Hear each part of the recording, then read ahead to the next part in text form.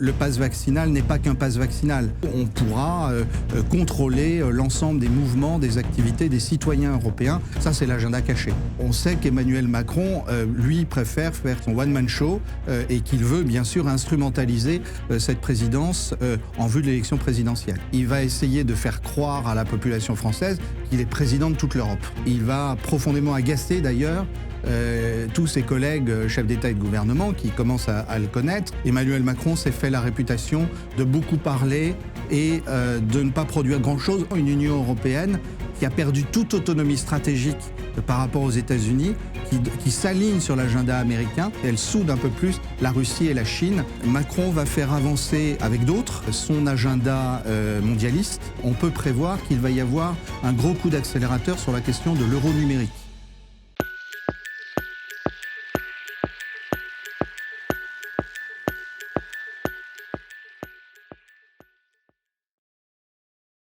Édouard Husson, bonjour. Bonjour. Vous êtes historien, vous êtes particulièrement germaniste, professeur à l'ICEP, l'institution des sciences sociales, économiques et politiques fondée par Marion Maréchal à Lyon. Vous avez notamment publié sur l'Allemagne, une autre Allemagne, et puis Paris-Berlin, la survie de l'Europe.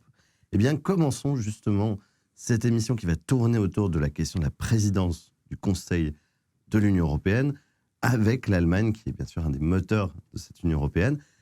Les élections en Allemagne ont eu lieu, ont mis fin en septembre, au mois de septembre, à 16 ans de gouvernance par Angela Merkel. Quel bilan pouvez-vous d'abord dresser de ces 16 années de Merkel au pouvoir en Allemagne ? Le bilan d'Angela Merkel est extrêmement mitigé. Dans la mesure où, pendant 16 ans, elle a vécu des réformes qu'avait faites Gerhard Schröder pour relancer la compétitivité allemande et où, par ailleurs, son mode de gouvernement et de décision n'a pas permis à l'Union européenne de gérer convenablement les crises successives qui se sont présentées. Premier exemple, la crise monétaire causée par la dette grecque en 2010 et qui en fait a connu des péripéties jusqu'en 2015. Cette crise-là a certes abouti à renforcer la solidarité entre les pays membres de la zone euro, mais aux dépens de la société grecque qui a été traitée extrêmement durement. Personne n'a voulu accepter le fait qu'il aurait mieux valu que la Grèce sorte de la zone euro. Ça aurait été mieux et pour nous et pour les Grecs. Et Angela Merkel, par son mode de gouvernement qui est extrêmement hésitant toujours, c'est-à-dire que elle ne veut, quand il y a deux positions en présence, elle ne veut jamais prendre parti, elle laisse le plus fort l'emporter et à ce moment-là, elle bascule du point de vue du plus fort. Donc là, elle a basculé du point de vue de ceux qui voulaient maintenir la cohésion de la zone euro à tout prix, mais malgré tout, ça ne fait pas un leadership. Et on a vu ce problème-là ensuite sur la crise ukrainienne en 2014, lorsque la situation s'est extrêmement tendue entre la Russie et l'Union européenne, parce que l'Union européenne refusait que l'Ukraine ait des relations équilibrées et avec elle et avec la Russie, d'où le coup de Maïdan. Et ensuite, il y a une des rares bonnes initiatives de François Hollande qui mène aux accords de Minsk, aux accords de Normandie et aux accords de Minsk. Et là, Angela Merkel aurait dû mettre tout son poids dans la balance pour maintenir de bonnes relations avec la Russie. Mais elle ne voulait pas, parce qu'en Allemagne, il y a deux partis qui s'affrontent, les pro-russes et les anti-russes. Et puis ensuite, vous avez la crise des migrants. Alors là, c'est un contexte un petit peu différent. Elle a été, c'était un facteur personnel, fille de pasteurs protestants en Allemagne de l'Est, dans l'ancienne Allemagne communiste. Elle a grandi dans une atmosphère très progressiste et tout d'un coup, elle a jugé que pour effacer définitivement la culpabilité allemande liée à la Seconde Guerre mondiale, il fallait accueillir sans discrimination tous les migrants qui se présenteraient, ce qui a créé l'appel d'air que nous savons et l'entrée de plus d'1 million de migrants en Allemagne, aux dépens il n'y avait pas d'arrière-pensée économique dans ce Au départ, dans cet non. accueil? Au départ, non. C'est une espèce de mouvement émotionnel et sur l'idée qu'on va enfin tourner la page de la Deuxième Guerre mondiale. Il faut que la bonne Allemagne triomphe. Alors, ce qui est absurde, c'est que c'est une sorte d'image exactement inversée de l'Allemagne hitlérienne. Comme dit Blaise Pascal, qui veut faire l'ange fait la bête. Donc ça crée d'énormes problèmes pour l'avenir, ça crée d'énormes problèmes en Allemagne, avec maintenant de fortes tensions entre les différentes communautés musulmanes, puisque l'Allemagne n'avait qu'une communauté turque, et puis maintenant elle a une communauté arabophone et une communauté persophone, qui ont de mauvaises relations avec la communauté turque. Ça a créé des tensions entre tous les alliés européens, parce que l'Allemagne, prenant peur devant l'afflux de migrants, a voulu les distribuer ailleurs, ce que les autres pays ont largement refusé, même si les frontières sont ouvertes, etc., etc. Troisième grand raté d'Angela Merkel, le Brexit. Angela Merkel n'a pas perçu les signaux faibles qu'envoyait David Cameron, puis les signaux forts, et ensuite, après le vote du peuple britannique, elle a pensé qu'elle réussirait à mettre le grappin sur Theresa May et à imposer une sorte de non-Brexit camouflé. Sauf que le Parlement britannique a refusé, et à partir de là, il aurait fallu que Angela Merkel tranche entre la version punitive à la Macron, il faut faire payer aux Britanniques cet acte d'insolence inouïe, être sorti de l'Union européenne, ou bien la version diplomatique de façon industrie allemande, ne gâchons pas nos relations commerciales. Et le fait qu'elle n'ait pas voulu trancher entre ces deux positions a fait que les Britanniques se sont dit allons jusqu'au bout, y compris dans une partie des élites qui hésitaient. Et puis le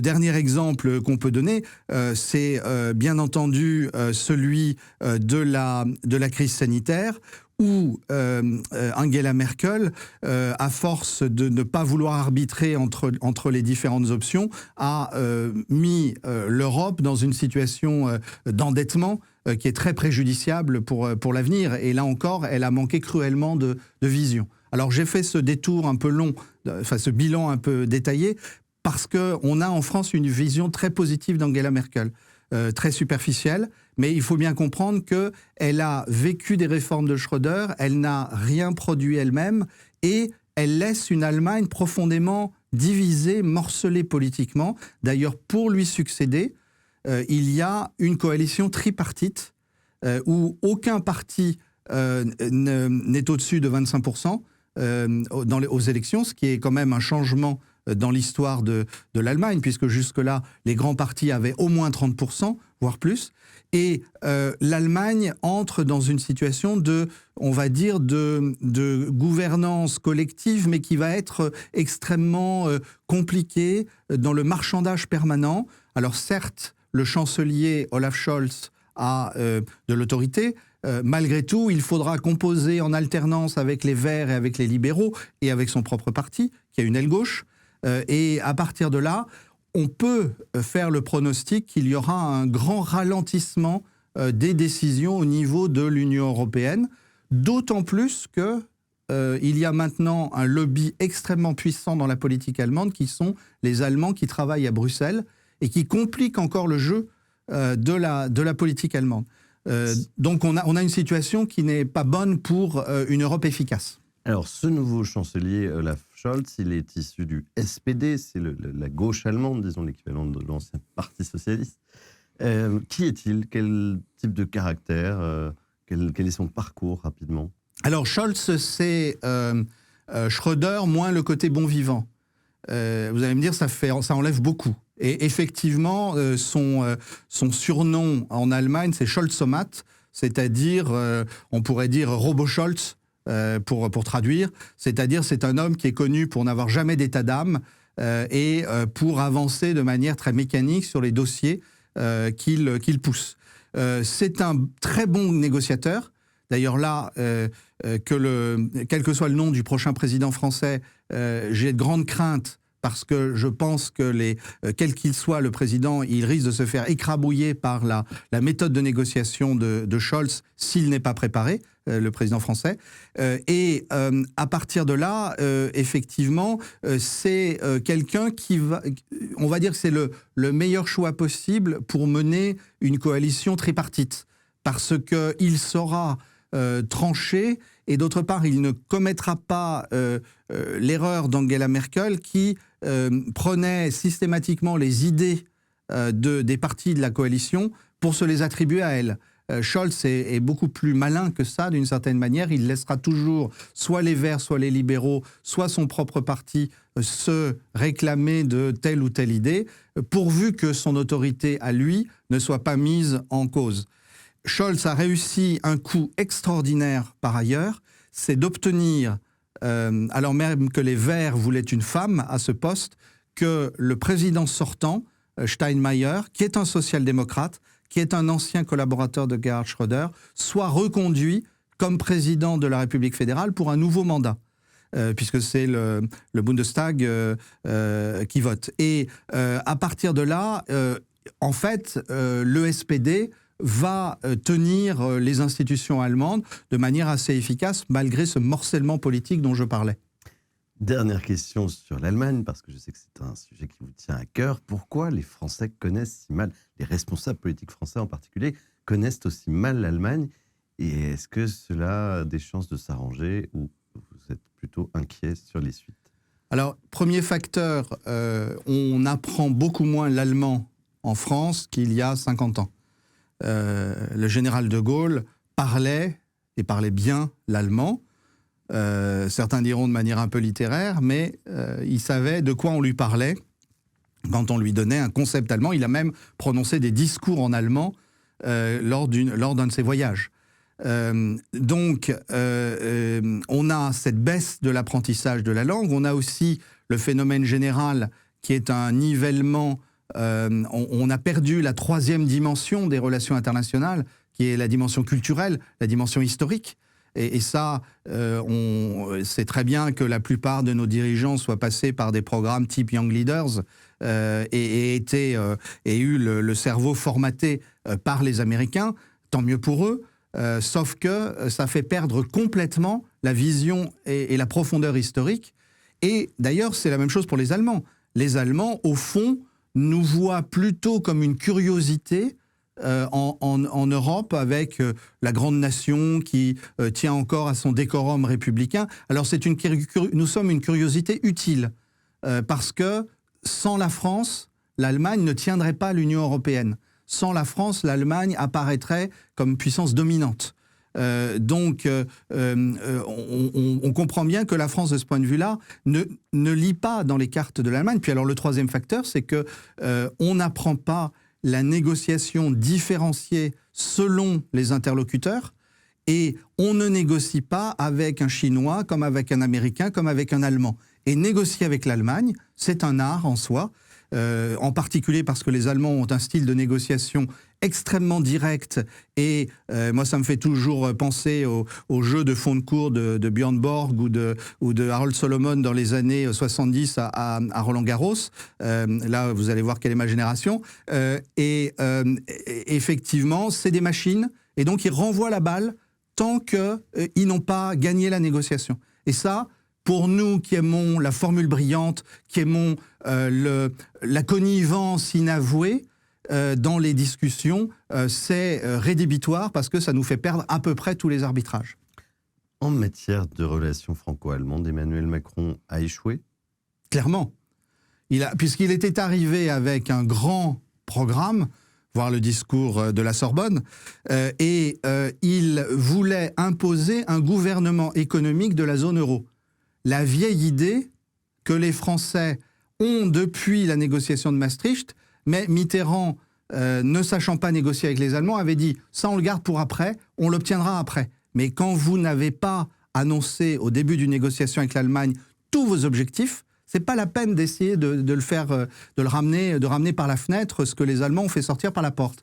Et à partir de là, Emmanuel Macron est arrivé avec cette vieille idée, mais comme il ne sait pas plus que ses prédécesseurs négocier avec l'Allemagne, il a très vite cédé alors Merkel n'a même pas eu à lui dire non, elle n'a pas répondu.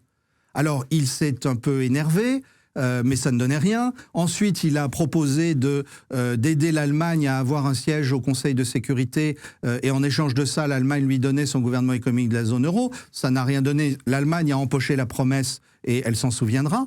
Il a même voulu partager la dissuasion nucléaire, mais ça n'a pas non plus donné quoi que ce soit.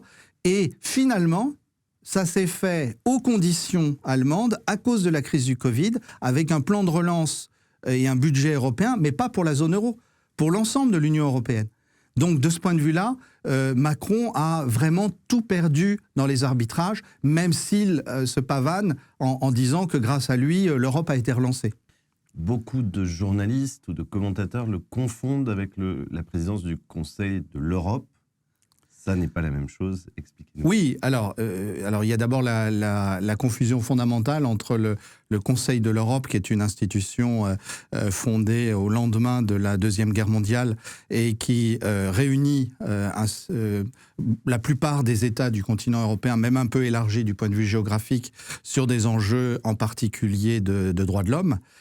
Et il y a d'autre part le Conseil des États membres de l'Union européenne qui a deux caractéristiques.